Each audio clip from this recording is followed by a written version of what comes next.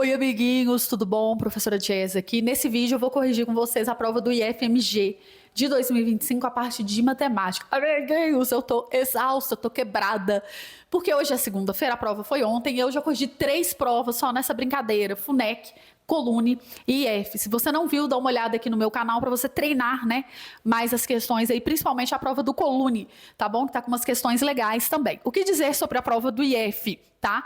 Foi uma prova tranquila e, por incrível que pareça, eu achei ela mais difícil, com mais pegadinha, digamos assim, do que a do Colune. Mais difícil é meio complicado eu te falar, mas no mesmo nível e com mais pegadinhas eu achei, tá?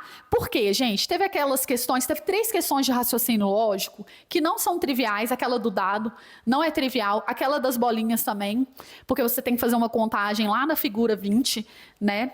E teve uma outra também de raciocínio lógico, deixa eu lembrar aqui qual que é. Outra de raciocínio lógico é aquela da soma das letras, então às vezes o aluno perde um certo tempo fazendo esse tipo de questão, né? Então teve que quebrar um pouquinho ali dos neurônios. Teve uma de meio regra de 3 inversamente proporcional, a última, né? Que ela tem aquela pegadinha da porcentagem, se uma coisa aumenta x%, então se eu quiser pegar essa coisa e voltar para o original, eu subtraio x%? Não, você sabe que não pode somar e subtrair porcentagens, não é, amiguinho? Enfim, você não pode fazer isso. O que mais aqui que eu achei interessante de destacar? Teve uma questão de sistema de equação, gente, que foi muito parecida com a do Cefet do ano passado, daí a importância de você pegar outras provas de outros colégios para estudar, tá? Nós tivemos aqui produtos notáveis envolvidos com a área, achei a questão legal. Teve trincas pitagóricas, que nós falamos horrores na revisão dos desesperados. Uma questão bem legal ali das medalhas também, né, que dava para fazer por teste de alternativa. Uma questãozinha de média bem tranquila, sussa. Uma de gráfico também, bem fácil na primeira. A primeira aí também foi bem tranquila, aquela das caixas, né? Enfim, então achei assim, uma prova ok para quem estudou, tranquila, um pouquinho trabalhosa, tá? No nível do Colune, sim, tá bom? Porque geralmente o Colune é bem mais difícil que o IF, esse ano eu achei as duas no mesmo nível, tá? E achei o IF um pouco mais cansativa, porque são 15 questões, né? O Colune são 10, mas em contrapartida o Colune tem redação e o IF não tem. Enfim, achei assim, mesmo nível. Teve uma questão bacana também da área, que envolve uma equação de segundo grau. Vou mostrar uma sacada bem legal para vocês fazerem. Teve uma questão que eu sei que muitos de vocês não aceitaram, que ela era fácil, né? Que foi aquela dos dólares, e acabaram achando muito óbvio e não colocaram a resposta correta por achar isso, né?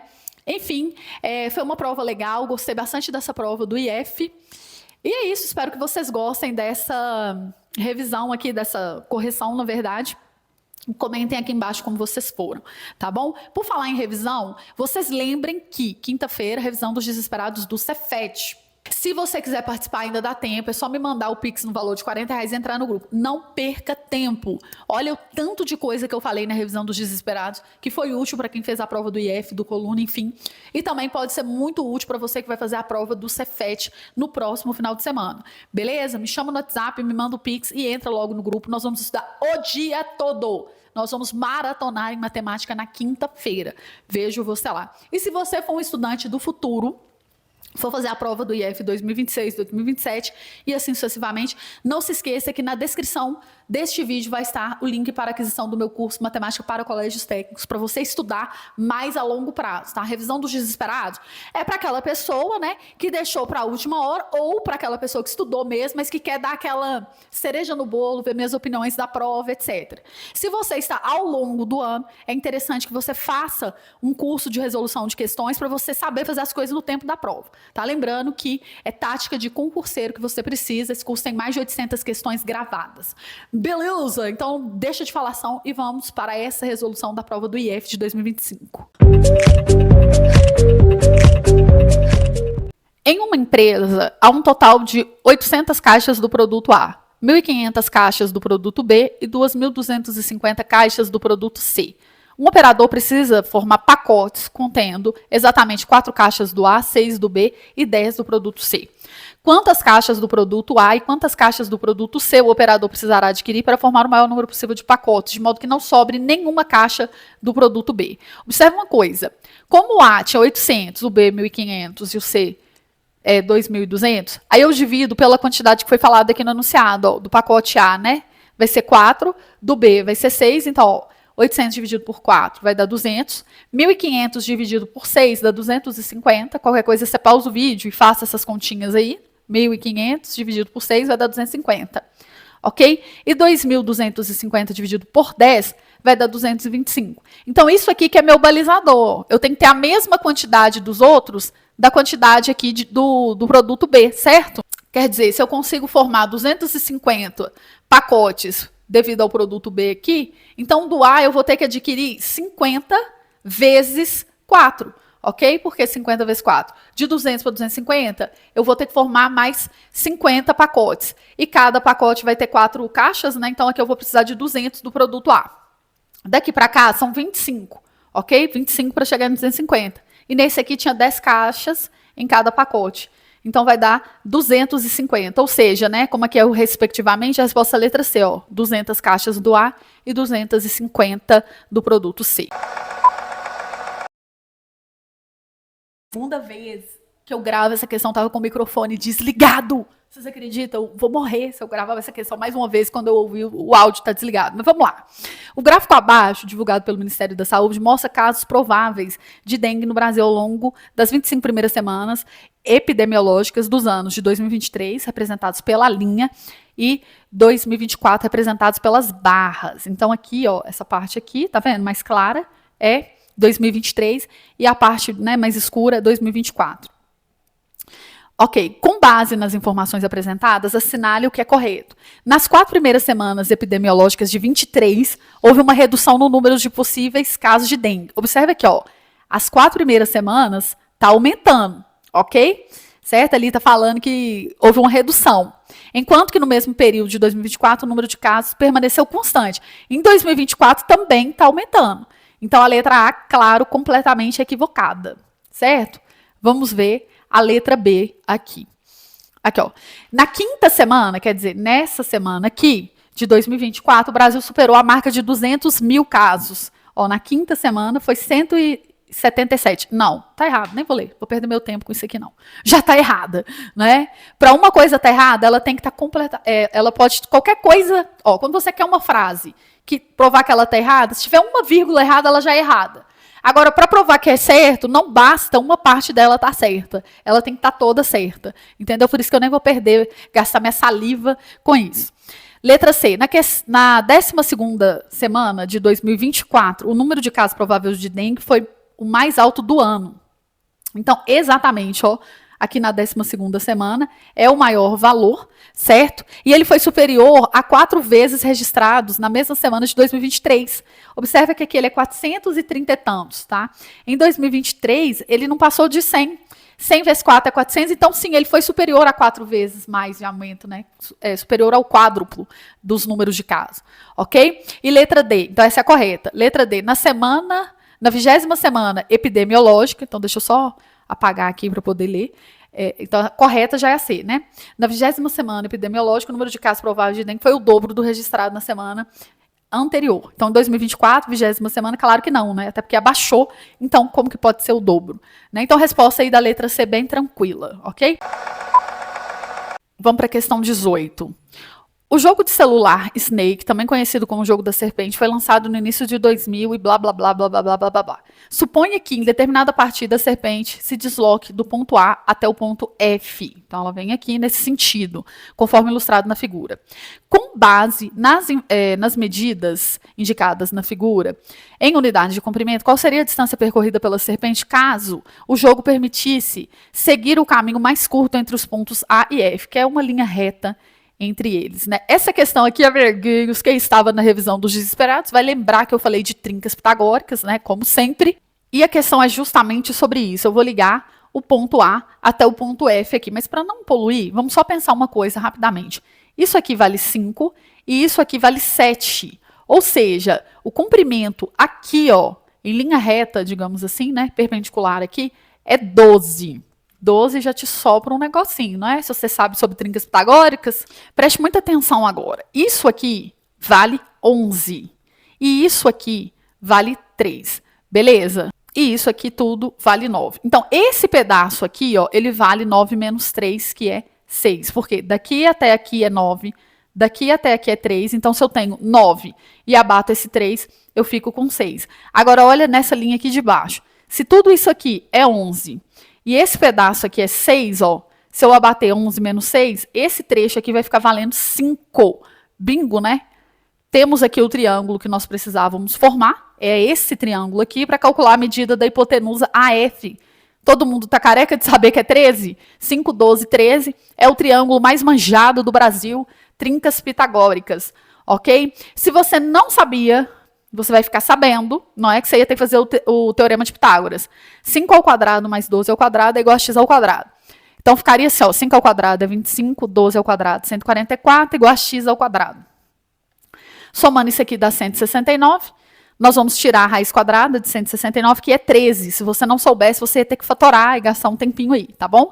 Então, isso aqui é uma trinca pitagórica, porque é um exercício manjado de combinações de lados de triângulos que dão números naturais, né? 5, 12, 13 é a trinca mais manjada do Brasil. Aliás, a mais manjada mesmo é a 3, 4, 5, caiu na prova do Colune também, né? E na prova da FUNEC de contagem. Então, isso aí que a gente viu na revisão dos desesperados caiu em todas as 3 provas da revisão que a gente fez. Muito bem, amiguinhos. Vamos para a questão 19. A área de um retângulo é dada pela expressão a ao quadrado mais 2ab mais b ao quadrado. Isso é a área, tá bom? Com a maior que b maior que 0. Sabe que a largura desse retângulo é dado por a2 menos b2. Então, observa aqui que eu coloquei a largura, que é a2 menos b2, e a área é isso aqui. Qual que é a medida do comprimento, que é a coisa que nós vamos colocar aqui, não é, amiguinhos, desse retângulo quando o A for 2025 e o B for 2024. Primeira coisa que eu vou fazer aqui é o seguinte, eu vou fatorar tanto o lado L quanto a área, tá? Isso aqui é o caso de produto notável mais manjado do planeta Terra, que é o diferença entre quadrados, né? Isso aqui é simplesmente a soma de AB pela diferença de AB, ok? Porque quando a gente multiplica aqui, né, a gente multiplica o quadrado do primeiro menos o quadrado do segundo. Os termos do meio ali vão cortar, tá bom? Então, é isso. Aí, preste muita atenção. Esse camarada aqui, ele é o trinômio quadrado perfeito. Então, ele é A mais B elevado ao quadrado. Todo mundo concorda? A gente fatora aqui pela raiz quadrada dos extremos. A raiz de A2 dá A raiz de B2 dá B. Sinalzinho aqui é igual ao do meio. Eleva ao quadrado e confere se a volta, né, a abertura do parêntese volta aqui, ó, o quadrado do primeiro, 2 vezes o primeiro vezes o segundo, mais o quadrado do segundo. Ou seja, o que eu tenho aqui, amigos? Eu tenho a seguinte equação. Olha só. A área da coisa, ela não é base vezes altura ou largura vezes comprimento? Então, o que eu tenho? Eu tenho o seguinte, que A mais B, que multiplica A menos B, vezes um camarada, que é o C, que é o comprimento, que eu quero saber, ele vai ser igual a A mais B ao quadrado. Só que eu vou escrever assim, ó. A mais B que multiplica mais B só para facilitar a minha vida. Porque uma coisa ao quadrado é ela por ela mesma. Entendido? Então, olha só. Aqui, a largura eu fatorei, certo? É A mais B que multiplica A menos B, vezes o comprimento é igual à área, que é o trinômio quadrado perfeito. Nesse caso, como ele já falou que não pode ser zero, enfim, ele já fez essa consideração, eu posso cortar esse A mais B com esse A mais B aqui, e o C vai simplesmente ser A mais B, que é esse cara, dividido pelo A menos B. Então, é só eu substituir aqui, ó, A mais B vai ser 2025 mais 2024, correto? E o A menos B vai ser a diferença, né? 2025 menos 2024. Isso aqui dá 1, 1 é neutro, e somando 2025 mais 2024, a gente vai ter 4.049, respostinha aqui da letra D. Questão 20. Você está no sofá acompanhando a prova de ginástica artística e fica completamente abismado com uma série. Aí, na hora da pontuação, vem um número quebrado, muitas vezes acima de 10, para a confusão geral dos telespectadores. A nota final da ginástica artística é obtida pela soma das notas atribuídas pelas bancas de juiz. Uma que avalia a dificuldade e outra que avalia a execução. A banca de execução é composta por 5 juízes. Ao atribuírem as notas, a maior e a menor são descartadas, e a nota final da banca é calculada a partir da média aritmética das outras 3 restantes. Supondo que nós temos essas pontuações aqui, 9,5, 9,35, 9,1, 10 e 9,5, no final, a nota da banca de execução para essa ginasta foi. Então, nós vamos eliminar o maior, que é 10, correto? E o menor, que é 9,100. Ok? Então, assim, questão muito fácil, né, cara? Essa aqui foi grátis mesmo, não é? E aí nós vamos apenas somar esses 3 valores aqui e dividir por 3. Com todo o perdão, eu vou fazer essa conta na calculadora, porque ela na hora da prova, 9,5 mais 9,5 vai dar 19, né? 9,5, peraí, 9,5 mais 9,5 vai dar 19, lá na hora da prova você vai ter que fazer isso aqui, mais 9,35. Então, somando, vai dar 28,35. 28,35. Você vai dividir isso por 3, né? Então, dividido por 3 vai ser a média. Média é somar e dividir pela quantidade de termos que foram somados. Então, 9,45. Eu acho que essa questão aí deve ser uma daquelas para a galera não errar, né? Bem, amiguinhos, vamos agora para a questão 21. Eu vou fazer ela com vocês de 2 formas, tá? Testando a alternativa em primeiro lugar e segundo lugar fazendo por equacionamento, tudo bonitinho. De 26 a 11 de julho de agosto de 2024 ocorreram os Jogos Olímpicos de Paris. A equipe do Brasil terminou a competição na 20ª colocação geral, enquanto a anfitriã terminou em 5º lugar geral. Isso aqui, tudo é balela, ninguém quer saber. Tá? É só encheção de linguiça do IF. O número de medalhas de ouro da equipe francesa correspondeu a 1/4 do total de medalhas conquistadas por essa equipe, certo? E o número de medalhas de bronze foi equivalente a 11/13 do número de medalhas de prata conquistadas por ela. Sabendo que em uma Olimpíada só existe medalha de ouro, prata e bronze, e o número de medalhas de bronze da equipe francesa foi 22, o total de medalhas conquistadas por essa equipe foi... Observe uma coisa, como que a gente faz o teste de alternativa? A gente pega cada uma das alternativas e faz o cálculo para ela e vê se encaixa dentro do enunciado. Por exemplo, ele falou aqui o seguinte, que 1/4 das medalhas eram de ouro, certo? Então, eu vou calcular aqui 1/4 de cada alternativa para ver se isso faz sentido. 64 dividido por 4 é 16. 60 por 4, calcular 1/4 é só dividir por 4, né? Aqui vai dar 15, aqui não existe, porque 50 não é divisível por 4. Então, 50 está automaticamente eliminado. 40 dividido por 4 é 12. Bronze, ele falou que é 22. Ele não te deu nenhuma incógnita com relação a isso. Ele falou, bronze foram 22 medalhas. Ok? Então, se eu fizer essa continha e ver quanto que falta para dar 64, eu vou descobrir o valor da prata. Concordam? Então, observe uma coisa. 16 mais 22 é 38. 38 para 64 vai ficar faltando 26. Beleza? Aí eu posso conferir nessa frase aqui, ó. O número de medalhas de bronze da equipe foi 22. E o número de medalhas de bronze é 11/13 das medalhas de prata. Então, se eu pegar o número das medalhas de prata, que é 26 nesse caso, e multiplicar por 11/13, eu vou ter que chegar no número de bronze. Se der, é certo. Se não der, tá errado. E aqui é exatamente, ó, 26 dividido por 13 é 2. 2 vezes 11, 22. Bateu, fechou certinho. Observe uma coisa, para as outras alternativas, isso aqui não vai dar, tá? Olha só, aqui é 15, com 22 é 37. 37 para 60, então eu precisaria de 23 medalhas de prata aqui. Então, o que foi que ele falou mesmo? Bronze equivale a 11/13 de prata. Então, se prata é 23, se eu multiplicar isso por 11/13, teria que dar 22, que é o valor para bronze. Mas não vai dar, até porque 23 não é divisível por 13. Não tem como, ok? Ao mesmo passo que aqui também, ó. 12 com 22 vai dar 34. Para 48, 14. 12 mais 22 menos 48, 14, ok? Então, olha só. Se você conferir aqui, também não vai dar, ó. Se você pegar as medalhas de prata, multiplicar por 11/13, não vai dar o número de bronze. Claro que não vai dar, né? Porque 14 não é divisível por 13, não vai ter como fazer essa conta. Então, aqui, né, essa questão também, por teste de alternativa, ela fica impossível de errar. Agora, vamos fazer ela por equacionamento. Então, olha só, suponhamos que o meu total de medalhas aqui seja X. Então, de ouro vai ser X sobre 4, porque é 1/4 desse total. O total de medalhas de bronze, ele é igual a 22, que foi dado aqui, não era uma incógnita, ele já falou isso.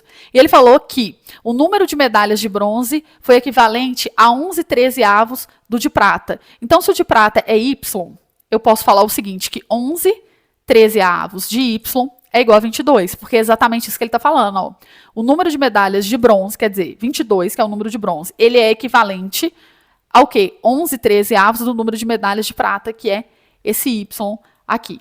Beleza? Então, eu descubro o Y facilmente, passando o 13 para lá, multiplicando, ó, 22 vezes 13, dividido pelo 11, que vai dividindo, né, porque ele estava multiplicando antes o Y. Então, eu simplifico aqui, vai dar 26, ó, 2 vezes 13, 26. ok? Então, esse valor aqui é 26. Então, agora o que eu faço? X sobre 4, que são as de ouro, mais 26, mais 22, é igual a X, que é o total, certo? Ouro mais prata mais bronze tem que dar o total X. Vou multiplicar todo mundo por 4? Deixa eu ver. Para não ficar com essa murrinha aqui no denominador. Então, aqui vai ficar 4, vai cortar com esse 4, vai ficar só X. Vou somar isso aqui antes, tá? Vai dar 48, certo? Aí eu vou multiplicar 48 vezes 4. 32, 3, 16, 192, certo? E aqui multiplicando por 4, né, que eu divido 4 por 1, vai dar 4, multiplica por x, vai dar 4x, só tirou o MMC, correto? Eu passo esse x para cá subtraindo, vai ficar 4x menos x, que é 3x, é igual a 192, aí eu vou dividir 192 por 3, que vai dar 64. Beleza? Então a resposta aí do x, que é a quantidade de medalhas total, é a letra A. Dá para fazer equacionado ou testando a alternativa. Vamos lá, então, agora para a questão 22. Essa questão aqui, gente, ela é praticamente igual a que caiu na prova do ano passado, 2024, do Cefet. Além disso, eu lembro como se fosse agora, nos grupos de estudo, eu falando com os meninos sobre essa questão de que o sistema de equação, quando você resolve, você acha um x e um y. O que é esse x e y?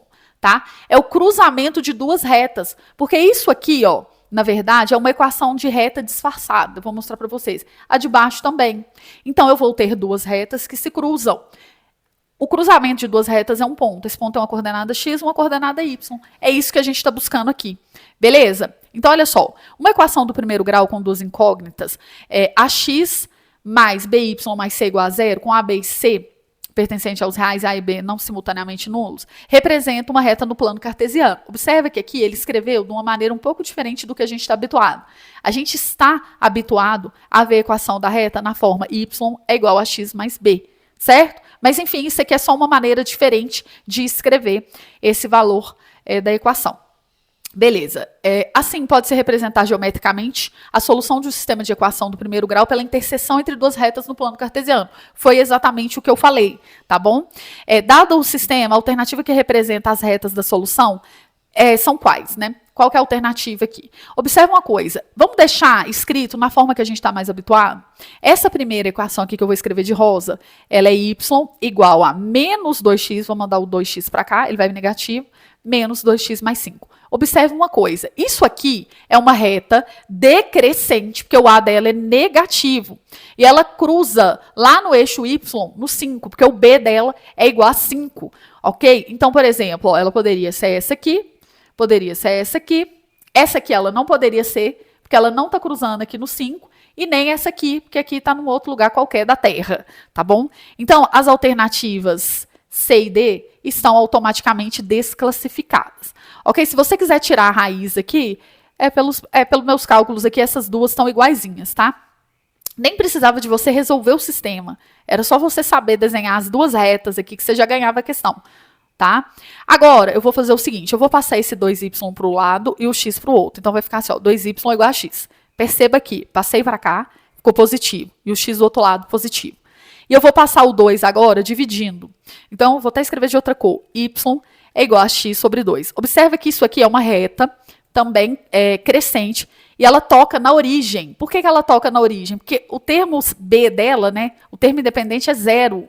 Então, só pode ser essa aqui, ó. Tá vendo? Porque aqui o B é 0, ela é uma reta crescente, ok? E aí, a solução desse sistema vai ser qual, gente? Vai ser 2 para o x e 1 para o y. Certo? Ó, x igual a 2 e y igual a 1. Vamos conferir? O que a gente faz? A gente resolve o sisteminha, ok? Então, o que eu posso fazer aqui para resolver esse sistema? Eu posso, por exemplo, multiplicar a primeira equação por 2, para sumir com 2y, né? Vai ficar 4x mais 2y é igual a 10, ok? Aqui x menos 2y é igual a 0. Eu vou somar, aqui vai dar, cortar, né? Aí vai dar 5x é igual a 10, x é igual a 2, bingo, né? Ok? E o y, a gente substitui em qualquer uma delas. Por exemplo, na primeira aqui, ó, 2 vezes 2, 4. 4 mais 1 é igual a 5. Ou seja, o valor de y tem que ser 1 para fechar em 5 aqui. Exatamente o que a gente viu. Agora, deixa eu só pegar aqui as alternativas anteriormente. Observa que aquelas que eu tinha anulado, ó, aqui tá 2 para o y e 1 para o x. Ele trocou a ordem. correto? Então, invertendo a ordem aqui, ele queria jogar você no buraco, tá? E essa aqui, ó, menos 2 e 1, ele inverteu o sinal aqui, ok? Ele inverteu, a D é como se fosse com o sinal todo trocado, tá vendo? Porque era para ser 5 e descer. E aqui subir. Ele fez 5 e desceu para cá, né, para o lado de cá, espelhou, entendeu? E a outra que era para nascer na origem e para cá, ele veio para cá. Ele trocou os sinais dos coeficientes angulares aqui, basicamente, na D. Beleza? Então, é isso, a alternativa correta para a questão 22, então, é letra B de bola, tá? Vamos lá, então, agora para a questão 23, que foi uma questão mística. Por quê, amiguinhos? Quem estava na revisão dos desesperados viu, né, que eu resolvi lá no final uma questão idêntica a essa aqui, né? Eu até falei assim, ai, gente, eu estou cansada, mas eu vou resolver. Porque vai que, né? Então, aqui foi o final da revisão. E foi, tipo assim, místico, tá? Não tenho mais nada a dizer, porque a questão era praticamente idêntica a essa. Resolve pelo mesmo molde, a mesma coisa, etc. Tá? A empresa GOM possui uma área retangular gramada em seu terreno, com dimensões 12 metros de comprimento por 7 de largura, conforme ilustrado nessa figura aqui. Ó. Essa é a parte gramada, 12 por 7. Aí o que vai acontecer? A empresa vai expandir essa área em 120 metros quadrados, ok? Aumentando igualmente as dimensões do terreno, conforme ilustrado na figura 2. Ela vai aumentar em 120. Ela já tinha uma quantidade, ela vai aumentar em 120. Observa que se eu falar aumentar para 120, o rolê aqui muda de figura, concorda? Então, a quantidade B a ser acrescida vai ser um número. Bem, primeira coisa, vamos pensar o seguinte, 12 vezes 7 é 84. Né? Qualquer coisa você pausa o vídeo e vai fazendo essas continhas mais michuruquinhas aí, né? 12 vezes 7 é 84. Eu vou aumentar em 120, ou seja, vai ser 84 mais 120. 84 mais 120 vai ficar 204. Não é isso? 204. Então, a nova área, ela vai ser 204 metros. Agora, a gente vai ter que pensar o seguinte, ó. Aqui é a nova área. Eu vou aumentar B de um lado e B do outro. Então, o que antes era 7, vai ficar sendo 7 mais B. E o que antes era 12, né, vai ficar sendo 12 mais B. Ok? Então, eu vou fazer o seguinte. 7 mais B, que multiplica 12 mais B, é igual a 204. Esse é um probleminha clássico também, né, de função do segundo grau, ok? Observa uma coisa, você pode, claro, abrir aqui, fazer chuveirinho, etc, e resolver uma equação de segundo grau. Só que eu prefiro não fazer isso. Eu tento descobrir o valor do x da questão, digamos assim, de uma maneira mais marota. Vamos pensar no número 204, porque aqui eu estou multiplicando uma coisa por outra coisa e está dando 204. Então, vamos pensar em produtos que dão 204 só para a gente entender. Por exemplo, você consegue me falar um que dá 204? Por exemplo, 102 vezes 2 vai dar 204. Mas aqui está muito longe desses valores, né? Que esses números são mais ou menos próximos. Um é 12 mais B, o outro é 7 mais B. A diferença entre eles, basicamente, é 5 unidades só, né? Então, aqui está muito longe, tá? Vamos pensar outro. Então, se eu dividir aqui por 2, vai dar 51 vezes 4. Continua tão longe, né? Certo? Eu divido aqui por 2 e aqui eu multiplico por 2, entendido? De modo que esse produto também dá 204. Vou dividir aqui por 3, tá? Vai dar 17. E se eu multiplicar aqui por 3, vai dar 12. Uai, é isso aqui, ó. 17 vezes 12 é 204. Então, eu não preciso, né, não necessariamente fazer a equação de segundo grau, fórmula de Bhaskara e blá, blá, blá. Se for 17 vezes 12, observa uma coisa, o B vai ser 5. Por quê? 7 mais 5 vai dar o 12. E 12 mais 5 vai dar o 17. Exatamente. Então, B seria um número o quê? Primo? Sim. Não inteiro? Não, ele é inteiro. Múltiplo de 3, não. E par também não. Então, seria a respostinha aqui da letra A. Agora, você vai falar assim comigo, eu não ia pensar desse jeito. Beleza. O que você vai fazer aqui? B vezes B. B ao quadrado. 7 vezes B, 7B. 12 vezes B, 12B. Então, quando eu somar 7B daqui com 12B aqui, vai dar 19B. Ok? 7 vezes 12 é 84. Eu vou passar esse 204 para cá, subtraindo, e aqui eu vou igualar a zero, certo? Então, vai ser B ao quadrado mais 19B. Se eu tenho 204 e tiro 84, vai dar 120, né? Só que com um sinalzinho negativo. Então, eu vou ter que pensar em dois números que eu multiplico, certo? E dá. Aí, aqui eu posso fazer ou por soma e produto ou por fórmula de Bhaskara, beleza? Eu posso pensar em dois números que eu multiplico e dá menos 120 e que eu somo e dá menos 19, certo? Porque aqui tem que trocar o sinal do B, ok? Aí esses números seriam 5 vezes 24, porque 5 vezes 24 dá 120, tá? E aqui 5 e 24, no caso negativo, ó, eu tenho 5 e perco 24, eu fico devendo 19, certo? E 5 vezes menos 24 também dá menos 120. Como 24 é negativo, eu esqueço, porque isso aqui não pode ser raiz. Então, minha raiz aqui seria 5. Ou você pode fazer isso aqui pela fórmula de Bhaskara. E aí eu trouxe aqui já resolvido, bonitinho, certo? Porque, sinceramente, estou com preguiça de resolver isso aqui por fórmula de Bhaskara. Uma vez que eu já cantei a pedra no método Some Produto. E melhor ainda do que isso aqui é sacada de mestre. Isso aqui que você está falando é da elite. Excuse me, amiguinhos. A pessoa que faz essa sacada aqui, que nem abre parênteses e já resolve o BO, ela está num outro nível, tá? Mas, enfim... Né, aqui é meio fora da caixinha mesmo, porque professores em geral não te treinam para ser velhaco em prova. Então, às vezes, você não ia pensar ali em 2 produtos que dá 204. Ok, mas aqui, como eu já fiz método sobre produto, me sinto no direito de ter preguiça. Então, eu fiz aqui através de uma calculadora online, né, para calcular o delta, blá, blá, blá. E aí, você vai chegar exatamente no mesmo resultado ali do método soma e produto, vai eliminar o menos 24, portanto, a resposta é primo. Agora, essa questão ela pode dar um pouco de controvérsia, por quê?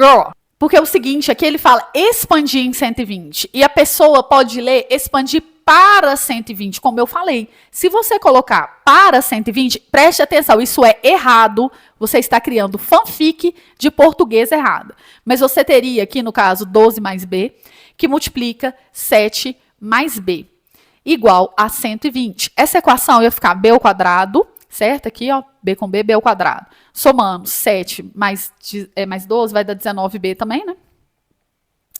Aí aqui 12 vezes 7 vai dar 84, só que na hora que você passasse o 120, ele ia vir subtraindo. Então, isso aqui vai dar B ao quadrado menos 19B, menos 26, 120 com 84, 120 menos 84.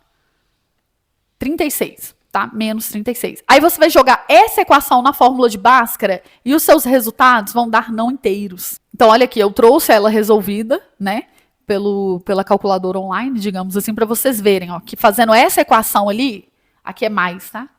Peraí, desculpa, eu escrevi errado. Aqui é mais 19B. Fazendo essa equação, ela chega em resultados, ó, como o delta dela vai dar um número esquisito, que não tem raiz quadrada, né?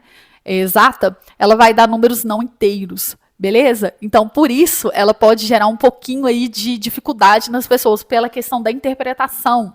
E aí eu sempre falo, o que te ferra nas provas, às vezes, não é a matemática, é o português. Ele aumentou em 120, ou seja, ele já tinha algo, aumentou mais 120, né? E não para 120. Então, essa interpretação aqui é errada e ela levaria você para uma alternativa também, o que é de praxe em prova de concurso, né? Sempre tem a errada certa para você marcar.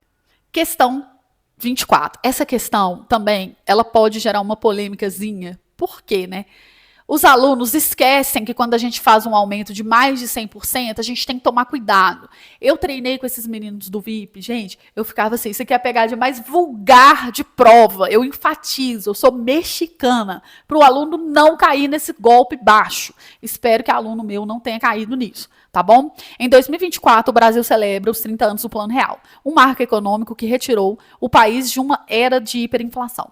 Uma das estratégias do plano foi equiparar o valor da nova moeda, o real, ao dólar, permitindo que o câmbio flutuante ajustasse o valor ao longo do tempo, conforme oferta e demanda. Inicialmente, de forma surpreendente, o real superou o dólar, chegando a uma cotação aproximadamente 80 centavos por R$1, ou seja, com 80 centavos do real, você ia lá e comprava $1. Meu sonho de viajante, né, amiguinhos? Quem dera. Após 30 anos, o real desvalorizou, chegando a atingir, recentemente, R$5,80 né, por $1. Mas a estabilização econômica permanece como um legado da iniciativa. Considere que um investidor, na época do Plano Real, utilizou sua reserva de R$8.000 para comprar dólar. Então, olha só, se com 80 centavos ele comprava $1, então, com R$8.000, ele vai comprar $10.000. Não precisa fazer multiplicação cruzada aqui para perceber isso, né? É uma regrinha de 3 simples que você vai economizar raciocínio da sua vida e fazer ela de cabeça aí. Beleza? Aí, o que acontece? Quantos reais esse investidor pode adquirir atualmente com seus dólares, considerando que seu investimento teve um rendimento de 200%? Olha só, o que rendeu é o que vai aumentar. Correto? Então, você já tinha $10.000. Se vai render 200%, você vai triplicar o seu valor. Sim, você já tem 100%, mais 200%, 300%. Vai triplicar o valor. Isso aqui eu falei, repeti mais de 1 milhão de vezes em todos os pomodoros que eu fiz na minha vida. Aumentos percentuais maiores que 100, tem que tomar cuidado. Falei ou não falei? Se alguém for aluno meu aqui, coloca aqui, pelo amor de Deus, e não me deixa morrer da mentira. Não é? Então aqui eu tenho que multiplicar isso por quanto, Bergens? Por 3, beleza? Então olha só. O que rendeu foi 200%, então aumentou 20 mil. No total, a pessoa vai ficar com o triplo do que ela tinha, que é 30 mil dólares, ok? Devido ao rendimento de 200%, tem que triplicar. E aí eu vou multiplicar isso por 5,80, porque cada $1 é R$5,80. Então a pessoa ali, né, foi um investimento e tanto, né? O que é que eu vou fazer aqui? Para ganhar uma dignidade, eu vou usar um desses zeros, vou tirar ele daqui, para andar com essa vírgula e não correr risco de errar.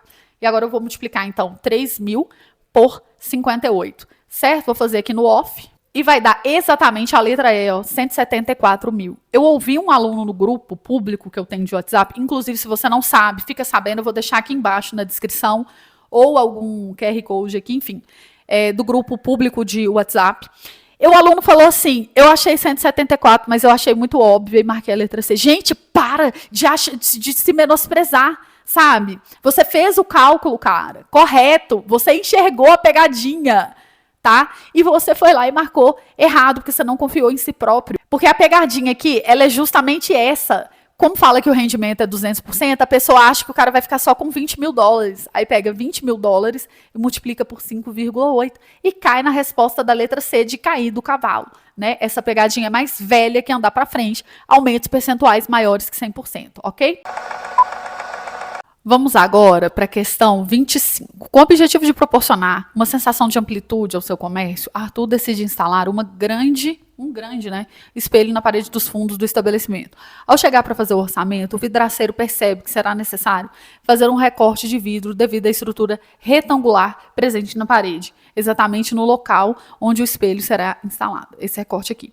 Ele explica, Arthur, que o custo do espelho será R$200 um metro quadrado, desconsiderando a parte do corte. Beleza, então ele não vai pagar aqui a parte do recorte, mas que cobrará R$300 um metro linear, quer dizer, pelo perímetro aqui, né, referente ao perímetro do corte, devido à complexidade do serviço. O espelho terá o formato que é dado na figura, e aí é para a gente calcular o valor desse espelho. Primeira coisa, a área que a gente vai fazer é a área desse retângulo menos a área desse retângulo aqui. Ou seja, vai ser 4 vezes 2, 8, menos, aqui é 0,5 e aqui é 1,2, né? Porque nós estamos trabalhando aqui em metros, tá? Isso aqui é 0,5 e ali 1,2. Multiplicar por 0,5 é a mesma coisa que multiplicar por meio, né? Que é a mesma coisa que dividir por 2, tá bom? Porque 0,5 é 1 dividido por 2. Então, isso aqui vai dar 0,6, beleza? Essas pequenas gambiarras aí, elas ajudam você a não fazer conta com número com vírgula, enfim, facilita um pouco a sua vida, tá? Então, a área que o cara vai pagar vai ser 8 menos 0,6, que vai dar 7,4 metros quadrados. Referente à área. E ele falou que o metro quadrado do espelho era R$200. Então, eu vou pegar 200 e vou multiplicar por 7,4. Para você não errar, tá? Faça o seguinte, um zero aqui, você usa para andar com a vírgula para cá. Porque multiplicar por 10, né? O zero, gente, ele é referente a um 10. Quando você multiplica ali, ele anda com a vírgula. Porque aí fica mais fácil de você multiplicar agora, ó, 74 por 2, né? Certo? É só deixar o zero do 20 no final e multiplicar por 2 aqui, ó. Vai dar 8, 14, 1480. Beleza? Agora vamos somar quantos metros lineares tem esse recorte, né? Aqui é 50, mais 50 aqui em cima, vai dar 1 metro. Aqui 1,20, mais 1,20 vai dar 2,40. Ou seja, 3,40 no total, né? 120 mais 120, 240. Mais 100 daqui, 340, é 3,40 metros lineares. 3,4 metros lineares. Ele falou que ia ser R$300 o metro linear. Então, eu vou fazer a mesma coisa, certo? Vou multiplicar 34 aqui, ó, porque eu vou cortar esse zero, né? Essa vírgula com esse zero.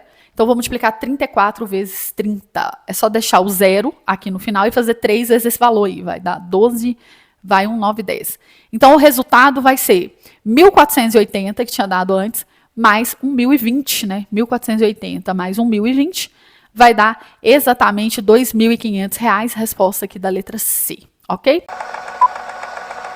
Vamos agora para a questão 26. Durante a sua visita a uma feira de ciências, Sávio se deparou com um interessante problema: medir a densidade, que é a razão entre a massa e o volume de um objeto em formato irregular, utilizando apenas os materiais disponíveis no laboratório. Sem hesitar, ele pesou um objeto na balança e verificou que a massa era 400 gramas.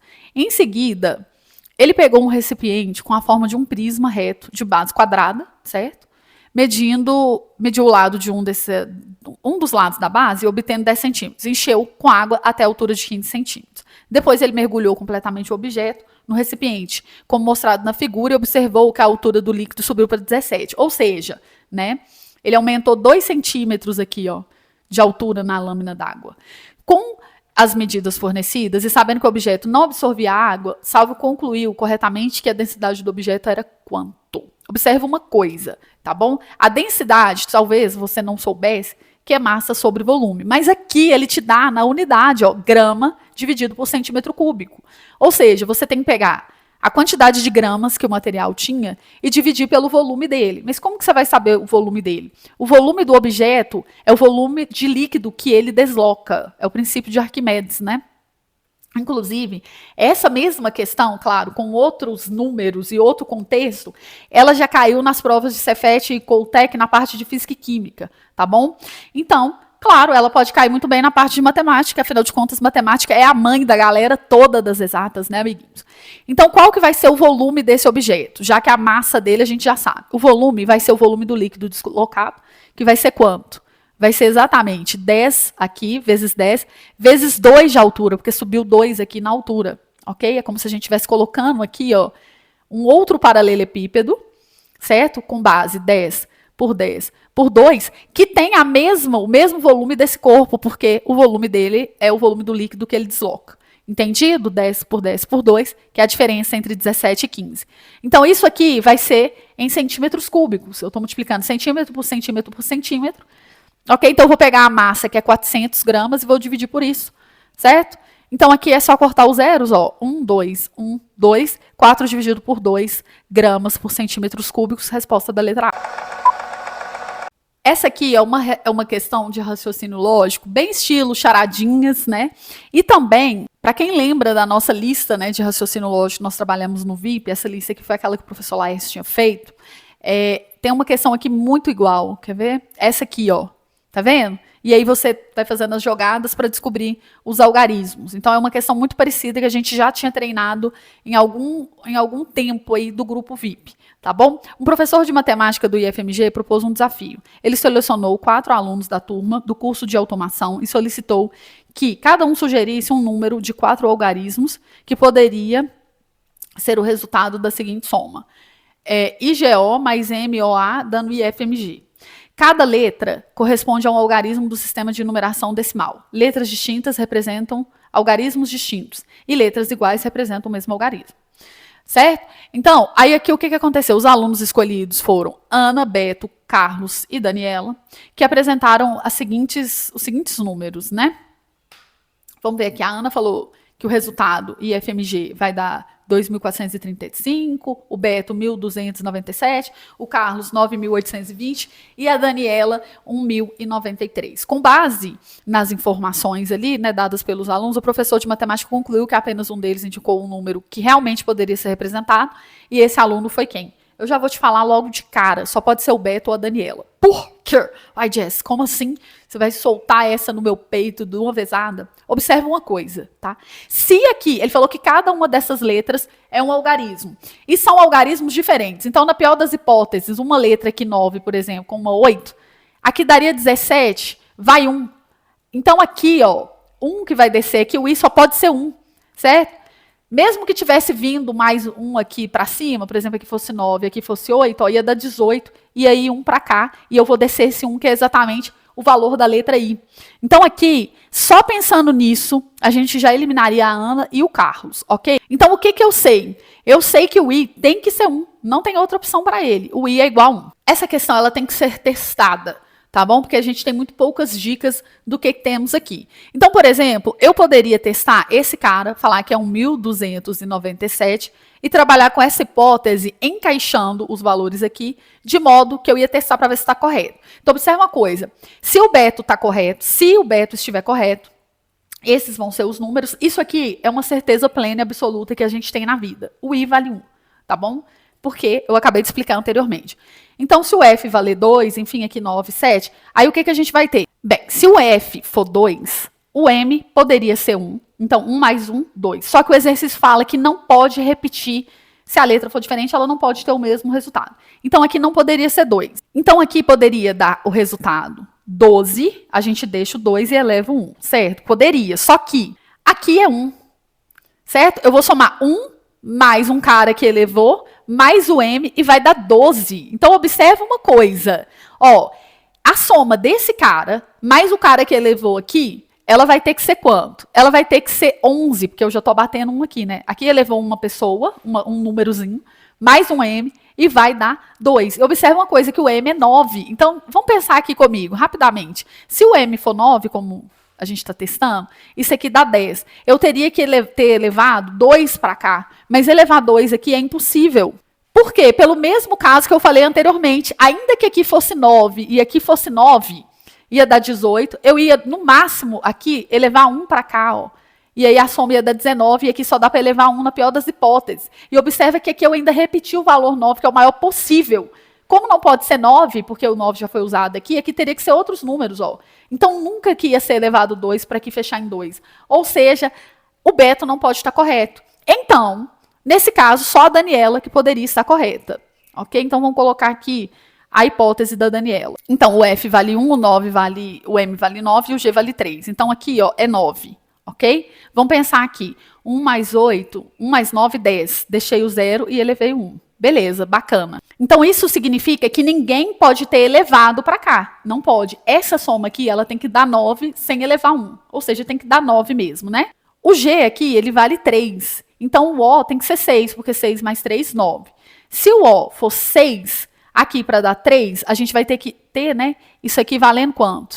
A gente teria que ter valendo 7, né? Só que aí aqui daria 13 e elevaria 1. Então, a nossa hipótese de que o O vale 6 está errada. Então, você volta a fita, aqui vai ter que ser 5, ó. 5 mais 3, 8, mais 1, que elevou aqui, vai ser o 9. Então, se aqui for 5, eu vou somar com quanto que vai dar 13? 8, né? Então, A é 8.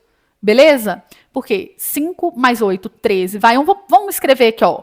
135 mais 958, essa questão ela é de teste mesmo, você tem que testar, é de raciocínio lógico puro, tá? E aí vai dar 1.093. Ok? Vamos somar aqui, ó. 5 mais 8, 13, vai 1. Aqui, 8 mais 1, 9, não foi nada. 1 mais 9, 10, vai 1 e desceu 1. Então é exatamente isso, tá? Esses são os valores das letras. Letras iguais tiveram o mesmo resultado, letras diferentes tiveram números diferentes. Então a única pessoa que poderia estar certa é D de Daniela. Bem, essa questão 28 é uma questão de raciocínio lógico puro, puro, muito boa mesmo, tá? Nível elevado, eu achei. Pelo menos do jeito que eu fiz, ela ficou um nível mais elevado, tá? Pode ser que tenha outro jeito? Pode ser. Se você pensou de outra maneira, deixa aqui nos comentários para a gente discutir, tá? Um cubo utilizado como um dado convencional é formado por 6 faces numeradas de 1 até 6. A soma dos números das faces opostas é sempre igual a 7. No entanto, por um descuido, uma empresa construiu um desses dados, de forma não convencional, cujas 6 faces também são numeradas de 1 a 6, porém, os números das faces opostas, eles não necessariamente somam 7. Tá? Esse dado não convencional será utilizado em um jogo de tabuleiro e será lançado em uma superfície plana e horizontal por um determinado jogador 2 vezes. No primeiro lançamento, o jogador, né, a soma dos números obtidos nas 4 faces laterais, que são as faces dos lados perpendiculares à mesa, é igual a 13. Quer dizer, é as paredes do cubo. Vamos pensar assim, ó. Pensa que um cubo é o local que você está inserido, é o cômodo que você está. Ele tem o piso e o teto, que são as faces superior e inferior, e as faces laterais, que são as paredes. Então, ele falou o seguinte, a gente soma as paredes do cubo e dá 13. No segundo lançamento, fazendo a soma das paredes do cubo, a gente vai ter 16. Com base nessas informações, a gente pode concluir que o número da face oposto ao lado 1, né, o número 1 vai ser qual? Então, é o seguinte, com como essa questão ela não é tranquila assim de raciocinar, pelo menos eu não achei, tá? Demais. Ela precisa de um investimento de tempo. Eu trouxe aqui o esquema para vocês verem. Quando eu tenho um lançamento que eu vou jogar e vai dar 13 a minha soma, eu vou pensar o seguinte. Eu vou pensar assim, eu vou tentar colocar o número 1 na jogada. Por que número 1? Primeiro que é o menor dos números e também é o número que a gente está especialmente interessado. Então, se o número 1 estiver na história, tá? O número 1 está na história. Então, eu posso pensar assim, eu vou tentar jogar o menor possível na outra face. Então, 1, 2. Somando aqui já deu 3. Então, esses dois têm que dar 10. Concordo? Então, pode ser 4 e 6 para dar 10. Então, essa soma aqui, ela fechou em 13, ok. Outra possibilidade é que ao invés daqui ser 2, seja 3, certo? Então, eu joguei um número a mais aqui, diminuo um número a menos aqui. Então, vai ser 1, 3, 4 e 5. Essa soma também dá 13, ó. Aqui dá 4, mais 4, 8, mais 5, 13, ok? Aí você pensa assim, tá, e se eu jogar um 4 aqui? Um 4 aqui dá 5, ok? 5, mais 5, 10, mais 3, 13. Só que essa coisa, essa configuração é igualzinha a essa aqui. Só trocou a posição do 4 e o 3, ó. Então, por isso que eu risquei ela, porque a partir de um momento, você vai repetindo as combinações para dar a mesma soma. Se eu colocasse também, por exemplo, 1, 5, essa soma daria 6. Então, os outros dois números aqui ia ter que dar 6. Então, ia ter que ser 4 e 2. Só que aí ia repetir, ó, ia repetir alguma coisa aqui em cima, peraí. Mentira, ia dar 6 não, tinha que ser 7, né? Aqui deu 6, então aqui ia ter que ser, por exemplo, 4 e 3. Beleza? Aí vamos ver. Aí repetiu de novo essa daqui, entendeu? Então, assim, não dá mais para brincar com o número 1 como sendo o menor número, ok? Aí vamos pensar o seguinte. Então, vamos colocar o 2 como sendo o menor número. Aí, por exemplo, se o 3 for o próximo menor número, aqui já deu uma soma 5. Então, essa soma aqui tem que dar 8. Só que 8 pode ser 4 e 4, não poderia repetir o número, certo? Poderia ser 6 e 2, mas aqui o 2 já foi usado lá, então não poderia ser 6 e 2. 5 e 3 também dá 8, mas você já usou o 3 aqui. Ou seja, não teria possibilidade de ser 2 e 3, certo? Aí eu coloquei aqui o 3 como sendo o menor número. Inevitavelmente eu teria que encaixar o 1 nessa conta, e aí eu ia voltar para algum dos casos que eu já contabilizei em cima. Então, olha só, isso aqui exige raciocínio lógico. Você ia ter que ficar fazendo esse teste para chegar à conclusão de que só ia ter essas duas possibilidades para a soma dar 13. Agora vamos para a soma dando 16. Lembre-se que eu estou especialmente interessada no número 1, certo? Então, por exemplo, ó, se eu colocar 1 com 2, aqui dá 3, ok? 3, beleza. Aí, a soma aqui ia ter que dar 13, e eu não tenho possibilidade de fazer 13 com o resto dos lados, porque ia ter que ser 6 e 7. O maior que eu tenho é 6 e 5, não fecha a conta, tá vendo? Então, essa daqui não pode. Vamos pensar no caso 1 e 3. 1 e 3 aqui, ó, eu ia ter gastado 4. 4 para 16 ia ser 12. Então, eu não ia ter condição, com 5 e 6, que são os maiores números, fazer essa conta fechar em 16. Então, não pode. Vamos ver agora com 1 e 4. Ó, 1 mais 4, 5, mais 5, 10, mais 6, 16. Então, essa conta aí é ok. Então, ela é a única que pode incluir o 1 na jogada. Agora, vamos ver o próximo número menor, né? Que seria o 2, no caso. Então, olha só, por exemplo, o 2 com 3, 5, mais 5, 10, 16 é uma possibilidade. Aí, por exemplo, se eu quisesse colocar 2 e 4, olha só o que ia acontecer. Eu aumentei uma unidade aqui, não aumentei? Nesse 3. Então, eu tenho que tirar um ou daqui ou daqui. Se eu tirar daqui, ele fica sendo 4. Se eu tirar daqui, ele fica sendo 5, que é igual ao outro. Então, não tem mais possibilidade aqui para o 2. Agora, vamos pensar o primeiro número sendo 3. Aqui só pode ser 4, porque ele é o menor, então o próximo menor, 5 e 6. Essa soma também, ó, aqui dá 10, 15 e 18. Ela ultrapassa. Ou seja, se a gente raciocinar, escrever nos valores, isso vai gastar um tempinho, a gente vai ver que a gente só tem essas 3 possibilidades, essas 4 possibilidades aí para somas que foram dadas no enunciado. Observe uma coisa, o número 1 apareceu aqui, certo? Aqui e aqui. Vamos analisar se tem algum padrão. Ó, o número 2, ele aparece aqui, mas não aparece aqui. Então, eu vou excluir ele como sendo uma das possibilidades de face oposta a 1. Por quê? Porque, vamos supor, se o 1 está aqui, igual eu programei para cá, então, necessariamente, deveria a face oposta a ele estar em algum dos outros lados. Então, se, por exemplo, se fosse o 2, como é que ela não ia aparecer aqui? Certo? Então, não faz sentido ser o 2. O 2 não pode ser. Vamos ver o 4. Se o 1 está aqui, o 4 está aqui, aqui e aqui também. Olha só, aonde o 1 está aparecendo, o 4 também precisa aparecer para fechar a conta. Então, o 4 pode ser a resposta. Vamos ver se a gente consegue eliminar as outras, tá? 5. Observe uma coisa, o 5 apareceu aqui, mas não apareceu aqui. certo? Apareceu aqui também, mas não apareceu aqui. Então, quer dizer, não dá para falar que o 1 é oposto ao 5, porque nesse caso aqui eu consigo formar os números sem utilizar o 5, né? E o 1 vai ter que ser oposto a um desses aqui. Então, 5 não pode. E, finalmente, 6. Aqui, o 6 não aparece, correto? Aparece aqui, mas não aparece aqui. Ou seja, o único número que sempre está junto com o 1 é o 4. Então, das possibilidades que foram dadas aqui, só pode ser a letra B. Correto? Eu achei essa questão, provavelmente tem outro jeito de fazer ela, provavelmente tem outro jeito de fazer ela, tá? Só que, eu vou ser muito sincera, eu não consegui pensar de outra maneira. Questão 29. A sequência de figuras abaixo foi construída utilizando quantidades de bolinhas que apresentam números quadrados perfeitos. Certo? Então, na figura 1, a gente tem uma bolinha. Na figura 2, a gente tem 4. Na 3, 9. E assim sucessivamente. Só que algumas delas estão pintadas de preto e as outras são cinzas, né? Cada figura contém um certo número de bolinhas claras. E acima da diagonal do quadrado, uma certa quantidade de bolinhas escuras, seguindo um padrão lógico. Por exemplo, a figura 1 tem 1 ao quadrado bolinhas claras e 0 escuras. Na figura 2, a gente tem 4 no total, sendo 3 claras e 1 escura. Aqui é 9, certo? Então, a gente vai ter 1, 2, 3, 4, 5, 6 claras e 3 escuras. Na outra tem 16. 10 são claras e 6 escuras. Aqui 25, sendo 15 claras e 10 escuras. E assim sucessivamente até a figura 20. Escolhendo aleatoriamente uma bolinha na figura 20, qual que é a probabilidade dela ser escura? Então, observe uma coisa. Aqui tem várias formas de você fazer isso.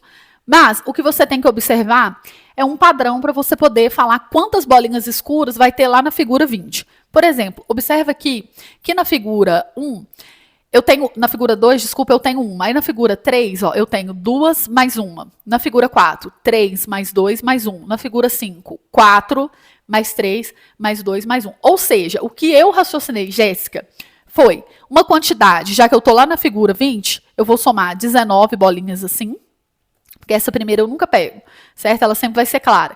19, e aí eu vou somando com os antecessores de 19 até chegar no 1, que vai ser uma coisa mais ou menos assim. Tá vendo aqui, ó? 4, 3, 2, 1. 3, 2, 1. 2, 1. E assim sucessivamente. Então, aqui, o rolê vai ser meio esse, né? Porque vai dar um triângulo aqui, ó. Sempre uma camada superior vai ter uma unidade a mais de bolinha do que a de baixo. Então, eu vou somar 19 mais 18, mais 17, mais 16, assim, vai até chegar ao 1, certo? Então, aí como é que a gente vai fazer para somar, então, 19 mais 18 até chegar ao 1, né? 19, 18, 17, todos os antecessores de 19. Existe uma coisa chamada progressão aritmética, que isso aqui você faz com o pé nas costas. Mas eu não esperava que vocês usassem, claro, isso porque é uma matéria do primeiro ano e, tecnicamente, vocês estão no 9º ano fazendo essa prova. Então, olha só, uma maneira seria tentar somar isso aqui nos dedos, tá? Tipo assim, soma de 10 até 9, depois soma de 11 até 19, é uma maneira, é claro que vai dar um pouco mais de trabalho. Mas se você organizar os números em sequência, você vai ver a seguinte coisa, que 19 mais 1 soma 20, 18 mais 2 soma 20, 17 mais 3 soma 20, 16 com 4 também, 15 com 5 também soma 20, 6 com 14 também soma 20, ok? 13 com 7 também dá 20, 12, eu acho que vocês já perceberam o que eu quero dizer, né? A soma dos extremos é sempre o mesmo valor. 12 mais 8 é 20, 11 mais 9 é também 20, e aí eu deveria somar só o 10 aqui na minha conta para saber o total de bolinhas escuras. Então, observe uma coisa aqui. Se você não soubesse a fórmula, porque isso aqui, esse raciocínio, foi o que o matemático Gauss teve para desenvolver a fórmula da somatória dos n termos de uma progressão aritmética. Não vou trabalhar isso aqui porque é matéria de primeiro ano. Mas se você tivesse tido essa sacada, que somando os extremos, você vai ter a soma de 20, né? Você poderia ver quantos pares de extremos dá isso aqui. E é claro que vai dar 9 pares de extremos, né? Porque o 19 ele vai fazer par com 1, o 2 vai fazer par com 18 e assim sucessivamente. Como eu tenho 19, se eu divido por 2, vai dar 9,5. Então, eu vou ter 9 pares, vezes 2 vai dar 18, mais um termo que é o central. Porque isso aqui é uma amostra de um número ímpar de termos, né? Então vai ter um termo central, igual quando a gente calcula mediana. Então o que eu vou fazer? Eu vou ter 9 pares, a soma desses pares vai dar 20, e eu vou somar mais 10. Então 9 mais 20 é 180, mais 10 vai dar 190. Esse não é o único jeito de fazer isso, Mas foi o jeito que eu pensei. Se você pensou de outra forma, lindo, maravilhoso, deixa aqui nos comentários para mim, tá? Eu quero ver o que vocês estão raciocinando em prova. É claro que também eu vou mais tendenciosa a usar qualquer matéria, porque como eu dou aula, né, tipo assim, então eu sei que eu poderia usar uma matéria aqui de primeiro ano. Às vezes é até um pouco difícil, quando você sabe uma coisa muito fácil com uma matéria um pouquinho mais avançada, você tentar utilizar um raciocínio de ensino fundamental, às vezes, né, você fica assim, ai, como é que eu vou descobrir isso aqui? Enfim, então deixem nos comentários aí se vocês pensaram em outra coisa, tá? Na figura 20, lembre-se que para saber o total de bolinhas, tá? O total de bolinhas é só elevar o número da figura ao quadrado. Ó. Figura 1 é 1 ao quadrado, 2 é 2 ao quadrado. Então, qual que vai ser o total de bolinhas na figura 20? Vai ser 400, porque é 20 ao quadrado, certo? E ele pede para a gente a probabilidade de você sortear uma bolinha e ela ser escura, ou seja, nós temos 190 bolinhas escuras, num total de 400 bolinhas, certo? Então, é só eu simplificar aqui, cortando zero. Observe uma coisa, se eu multiplicar 40 por 2,5, vai dar 100, ok? 40 vezes 2,5 vai dar 100, porque eu quero em porcentagem. Então, é só eu multiplicar 19 por 2,5. Você pode pensar assim, que são 19 moedas de 25 centavos, porque você está multiplicando por 2,5 aqui em cima e embaixo, né? Só dando uma dica para vocês, você pensa que são 19 moedas de 25 centavos. Então, olha só, 16 daria R$4, né? Mais 3, então 475. Ok? Aí você vai mexer uma casa com a vírgula, afinal de contas, não é 25, é 2,5. Então, vai ficar 47,5%. Beleza? Que é a resposta da letra C. Então, o que eu fiz aqui foi multiplicar 40 por 2,5 para transformar o denominador em 100, certo? Eu me balizo pelo denominador, tá? Para virar porcentagem tem que dar 100. Se fosse 4, eu multiplicaria por 25. Então, como é 40, eu multiplico por 2,5. E aí eu vou multiplicar 19 por 2,5. Só que o que eu faço? Na minha cabeça, sempre que eu estou com o número 25, né? 2,5, eu penso em moedas de 25 centavos, tá? E aí vai dar este valor aqui. Outra coisa que você poderia fazer, claro, né? É pensar o seguinte, 400 é 100%, 190 vai ser x, multiplicar cruzado, você vai cair exatamente nessa fração aqui e vai achar o valor de 47,5%. Então, esse foi o meu raciocínio. Se você teve outro raciocínio, é claro, tá? Quando eu fiz, eu usei a fórmula, né? Enfim, mas aqui eu tô tentando mostrar para vocês um jeito de não precisar usar a fórmula, ok? Então, é isso. Vamos lá. Hipátia e Thales são irmãos e irão realizar individualmente uma determinada tarefa. Thales consegue realizá-la sozinho em 10 minutos. Sabendo que Hipátia é 25% mais eficiente que Thales na execução da referida tarefa, então observe uma coisa aqui. A Hipátia ela é 1,25 do Thales, porque ela é 25% a mais que o Thales. Lembra do fator ali multiplicativo de porcentagem, certo? Considerando que ser mais eficiente significa realizar uma maior parte da tarefa no mesmo intervalo de tempo. Qual é a fração, então, da tarefa que ela vai ter concluído com 4 minutos? Vamos pensar o seguinte. A Hipátia, ela é 25% mais eficiente que o Thales. Ou seja, ela é o Thales multiplicado por um fator de aumento 1,25. Por que 1,25? Porque ela já é 100% de si, mais 25%. Ou seja, ela é 125%. Se eu dividir os dois zeros aqui, né? Cortando os zeros, eu ando 2 casas com a vírgula, ok? Só que presta atenção, eu não sou obrigada a trabalhar com um número de 2, 3 casas de conta, né? 1,25 tem 3 dígitos, vai dar muita conta. Então, eu vou simplificar isso da seguinte forma, é 125 sobre 100, e eu vou simplificar, né, andando 2 casas com a vírgula, deixando na forma fracionária, eu vou simplificar por 25. Então, vai ficar a fração 5 quartos. Ó, 125 por 25 dá 5 moedas, pensa, R$1,25. R$1,25, são 5 moedas de 25. R$1 são 4 moedas. Por que eu estou fazendo isso? Porque aí eu vou trabalhar aqui com um númerozinho fracionário bonitinho, que é melhor de eu fazer conta, tá bom? Então, se a Hipátia é 25% mais eficiente que o Thales vai ser quantos por cento menos eficiente que a Hipátia? Se você falar 25, você não veio na minha aula, não é? Por quê? Nós não podemos aplicar a lógica de soma e subtração em porcentagem.